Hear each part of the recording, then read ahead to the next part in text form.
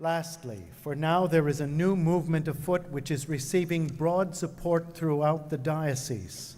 The 2006 General Convention of the Episcopal Church adopted as our top mission priority for this triennium support of the United Nations Millennium Development Goals.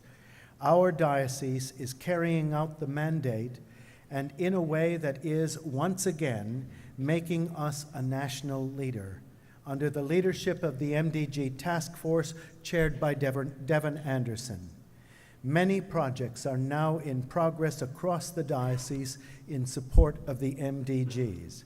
If you or your congregation are involved in supporting the Millennium Development Goals, will you please stand along with Devon and members of the task force?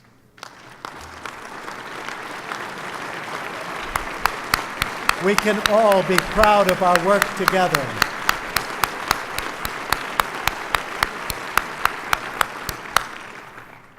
I am so glad to see so many of you standing on that one. That's been a new influence for us that I'm very grateful for.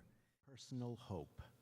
And this was aided and abetted last night when I saw so many of you stand when I mentioned the work of the MDG committee and how many of you have been or are engaged in some way or responding to MDGs. What I really want to urge for every one of our congregations is that you take on a Millennium Development Goal that fits the interests of the majority of the people in your congregation and fits your talents and abilities as well. And I would like you to do this where you are responding someplace in the third world which has levels of poverty that none of us can imagine until we see them when we travel there, and also do a parallel kind of thing somewhere in your own environs. This is a request and an urging from me because I think this is a major critical issue, and these Millennium Development Goals clearly come out of Isaiah and Amos and Jesus' own teachings, and of course the United Nations is not going to quite phrase them the way that we might. Can we be patient about that and not have to put them down because of that reality? The other piece about this is that as I meet more and more young adults in the church, and I've been spending more of my time with them lately because of work on various committees and commissions in the diocese where we have them working, which pleases me very much.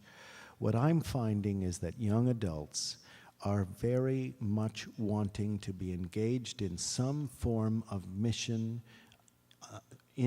on behalf of God and on behalf of the church that is really making a difference in the world.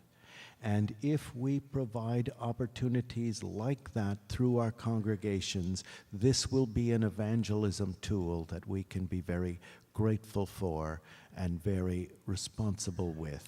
So I really urge you to do this. I think this is a major piece of our work, and it's going to require some significant transformation from each of us because we're going to have to trust some of these new young adults.